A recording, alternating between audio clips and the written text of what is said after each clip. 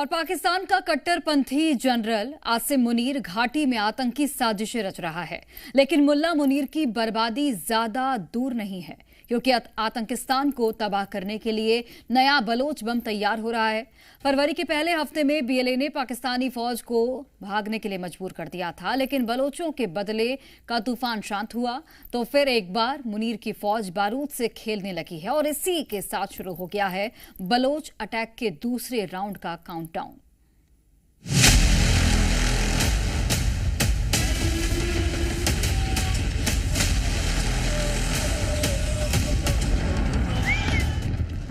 BLA का धमाका, मुनीर मारा जाएगा।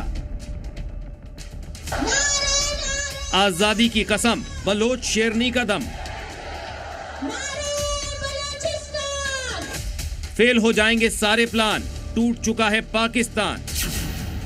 हम बोलते नहीं है, जब पंजाबियों का आईडी कार्ड देख के पंजाबियों का जब आईडी कार्ड देख के पंजाबियों को गोली मारी जाती है बलूचिस्तान के अंदर, कोई बलूचिस्तान से आवाज नहीं उठती उसके लिए। ये धमाका पाकिस्तान को बिखरने की गारंटी है। जिन्ना लैंड में आने वाली तबाही का ट्रेलर है। मुल्ला मुनीर की बर्बर सत्ता के अंत का ऐलान है। इस धमाके की डिटेल आपको बताएंगे, लेकिन पहले बलूचिस्तान के विस्फोटक हालात का बैकग्राउंड समझ लीजिए।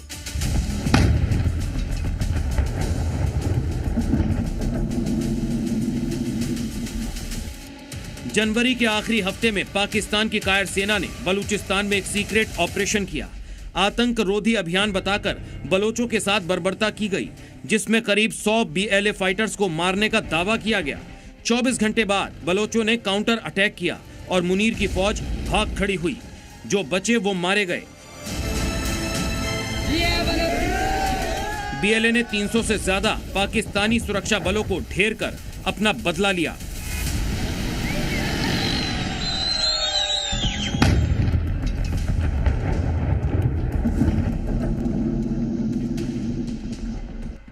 बीएलए ने एक हफ्ते तक तबाही मचाई, तब मुनीर की फौज कहीं भी मुकाबला नहीं कर सकी।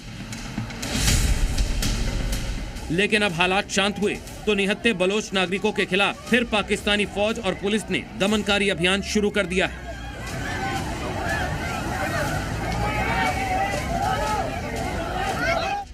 पाक सेना के टैंकों के मूवमेंट से साफ है कि बलूचिस्तान में हालात कितने गंभीर हैं। ये वही बलूचिस्तान है जिसे लेकर गृह मंत्री मोहसिन नकवी ने कहा था, वहां किसी ऑपरेशन की जरूरत नहीं है। किसी ऑपरेशन की कोई जरूरत नहीं है। ये एक एसएचओ की मार है। इनके लिए कोई लंबी चौड़ी हमें साइंस करने की जरूरत नहीं है। दुनिया को गुमराह करने के लिए पाक सरकार भले ही बलूचिस्तान को गंभीरता से न लेने का ड्रामा करती है, लेकिन इस वक्त बलूचिस्तान में जल रही आजादी की आग को बुझाने के लिए पाकिस्तान ने अपनी पूरी ताकत झोंक दी है। ये 4 तस्वीरें देखिए। किस तरह से पहले बलोचों को दहशत में रखने के लिए टैंक उतारे गए, धमाके से बलोचों के घर उड़ाए गए, बुलडोजर से भी घर तोड़े जा रहे हैं। कई बलोच लड़ाके संदिग्ध रूप से गायब हो रहे हैं। सेना और पुलिस रास्ते से युवाओं को उठा रही है, लेकिन शायद इन्हें अंदाजा नहीं है कि बलूचिस्तान की आवाम किस आक्रोश में जल रही है। क्योंकि हम इंसाफ के लिए निकले हैं। हमारी तहरीक सच पर मबनी है। आप चाहे जितनी भी झूठ कर ले, आप चाहे जितनी बिलियन डॉलर खर्च कर ले, लेकिन फिर भी आप हमें नहीं रोक सकेंगे। ये बलूचिस्तान के आंदोलन का बड़ा चेहरा महारंग बलोच हैं, जिन्हें अभी जेल में रखा गया है। पाकिस्तानी सेना की बर्बरता और बलोच नेताओं पर जुल्म ने बीएलए को और आक्रामक बना दिया है।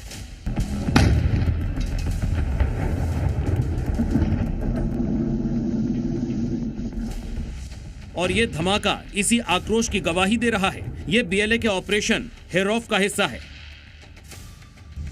खबर है कि बलोच लड़ाकों ने नुश्की में विस्फोटक लगाकर रेलवे पुलों को उड़ा दिया है, ताकि पाकिस्तानी सेना की सप्लाई रोकी जा सके। अभी आम बलोचों को कुचलकर पाकिस्तानी सेना खुद को बाहुबली समझ रही है।